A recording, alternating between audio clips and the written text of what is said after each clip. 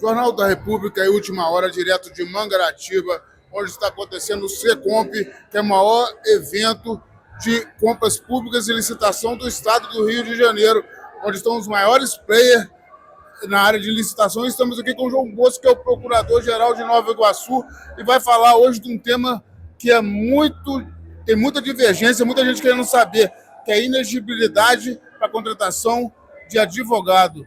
Fala um pouco para a gente os municípios que precisam contratar uma pessoa mais técnica, precisa contratar um advogado, ele tem que fazer licitação ou tem inexigibilidade nesse caso?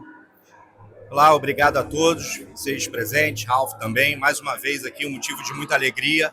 A legislação hoje da 1433, ela trouxe um regramento bastante interessante, que já havia em alguma medida na Lei 8666 de 1993, que diz respeito à contratação por inexigibilidade, uma espécie de contratação direta de serviço técnico especializado, quando há ali a chamada notória especialização.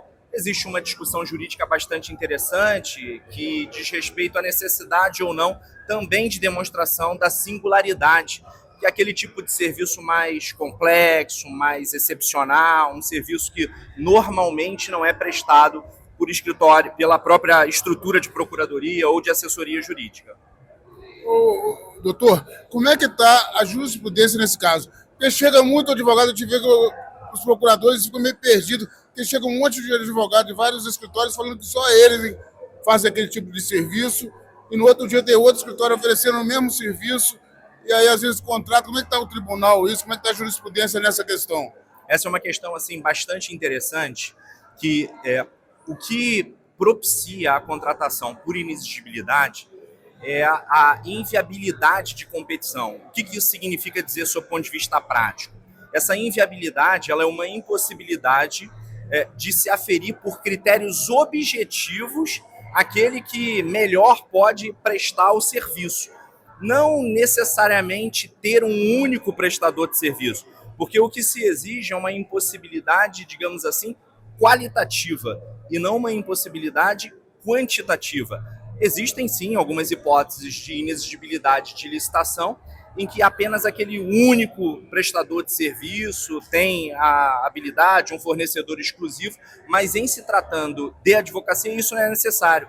De modo que o gestor, desde que de maneira justificada, ele pode escolher um determinado escritório de advocacia por inexigibilidade, mesmo que existam outros escritórios que prestem o mesmo serviço, desde que respeitado que o serviço seja técnico, que haja uma notória especialização e o tema controverso, como eu disse, a respeito da singularidade. No que se refere ao entendimento dos tribunais, a gente faz um recorte especificamente para Tribunal de Contas, que tem o papel institucional de fazer ali um controle da legalidade, da legitimidade dessas contratações. O tribunal tem sido muito rígido em relação a isso. O tribunal normalmente tem exigido, por exemplo, que haja uma explícita manifestação da procuradoria jurídica, se houver naquele município, então um município que já tem procuradoria institucionalizada, que já tenha concurso, há necessidade, segundo o Tribunal de Contas de vários estados, de demonstrar que aquela procuradoria ela não teria a capacidade ou a possibilidade, sob o ponto de vista de estrutura, por exemplo, de prestar esse serviço. E aí, por tal motivo, que seria possível a contratação de escritório. E outro problema também, que tem sido muito apontado e gera uma certa insegurança nos gestores, diz respeito à forma de precificação dos honorários, se é possível ou não honorários fixos, com cláusula quotalites, ou seja, receber apenas na hipótese de êxito. Então, de fato, é preciso ter muita segurança o gestor para evitar, evidentemente, problemas na atuação do Tribunal de Contas.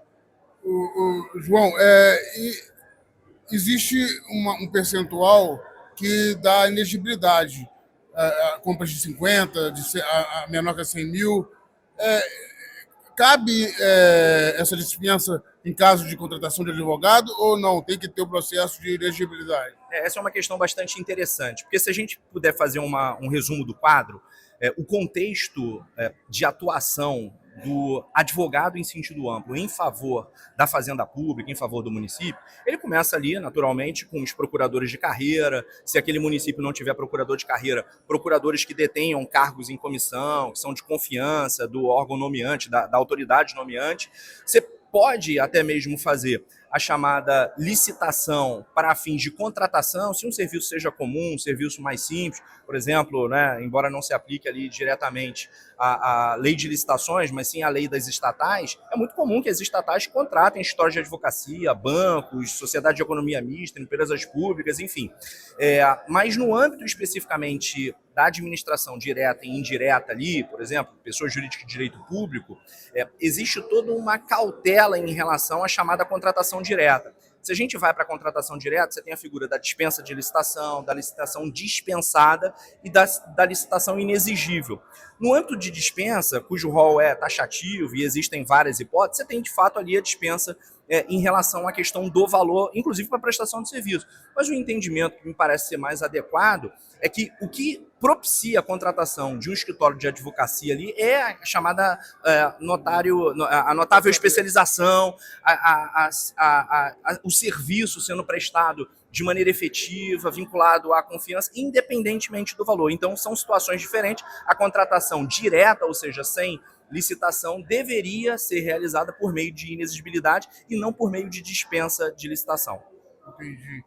E para finalizar, a 14133, ela é mais eficaz que a 866 nessa questão da contratação de profissionais de advocacia? Qual é a diferença? Teve avanços ou retrocessos?